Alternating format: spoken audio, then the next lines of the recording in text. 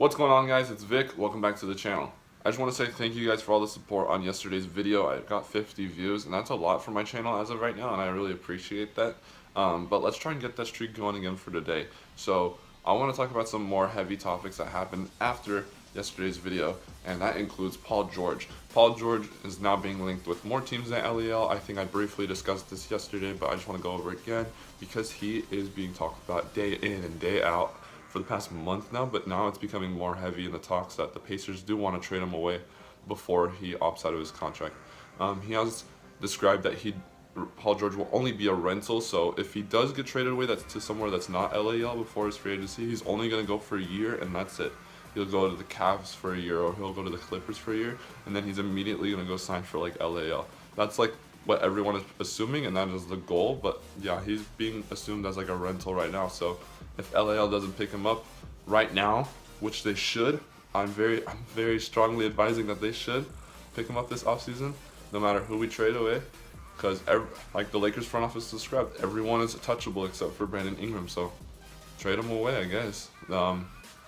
My idea though is that D'Lo shouldn't be traded away, but Nick Young is up for grabs. He can opt out of his contract this year. Jordan Clarkson should be traded away, assumably. He's a very good player, but if he's up for grabs, it's up for grabs, according to the Lakers front office. And us fans can't do anything about that, so we just gotta play along.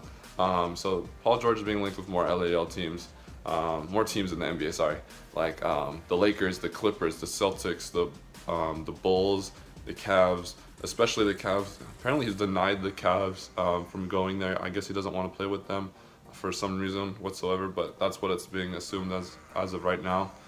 So Paul George won't be going to the Cavs, it looks like.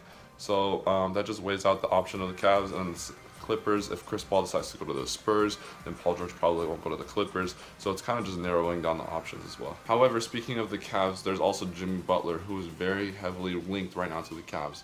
The Chicago Bulls are presumably going to be trading him away this offseason, and the Cavs are one of the big contenders, especially that want to pick up Jimmy Butler. Now this will be the addition to becoming that star team that needs to beat the Warriors for the Cavs. Sadly though, one thing people forget is that the Cavs are a great team already. It's the fact that they didn't play defense all of the finals. They did not play any defense all of the finals. That's why they let up so many points. Yes, Durant is a great shooter, and yes, Curry is a great shooter no matter if you put a hand in their face or not.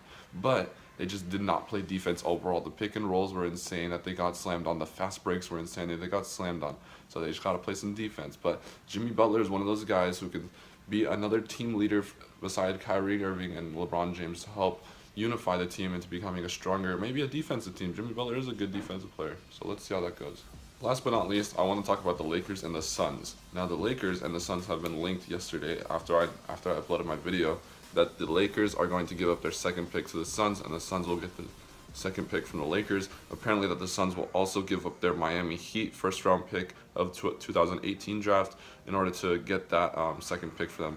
Now this may mean that the Suns know that the Lakers want Lonzo Ball and that the Suns do want to trade up to get Lonzo Ball. That would be my only reasoning, because 76 is already getting Fultz. I think everyone knows that. And the Lakers are already getting Lonzo Ball. Everyone knows that. So the only reason the Suns would want to trade up is to get Lonzo Ball, and that's it. Unless they're scared of what the third pick might be, which I don't know what that would mean to them. But to me, I don't think Lonzo Ball would be a good fit for the Suns because they already have Bledsoe and Booker. Where's Lonzo Ball supposed to play?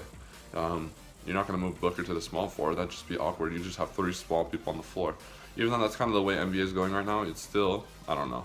Unless you want to put Lonzo on your bench, but I don't think that would work out too well. But yeah, Lakers want to give up their second pick, or the Suns want to get the Lakers' second pick. The Lakers don't. I don't think the Lakers do want to give it up. That's just my opinion, because the Lakers do want Lonzo Ball and they do want that star contender. However, we can still get like De'Aaron Fox, for example, and get another first-round pick for next year. And then maybe we could potentially give up De'Aaron Fox for Paul George or something like that as well. Who knows? But for right now, that's all I got for today's news.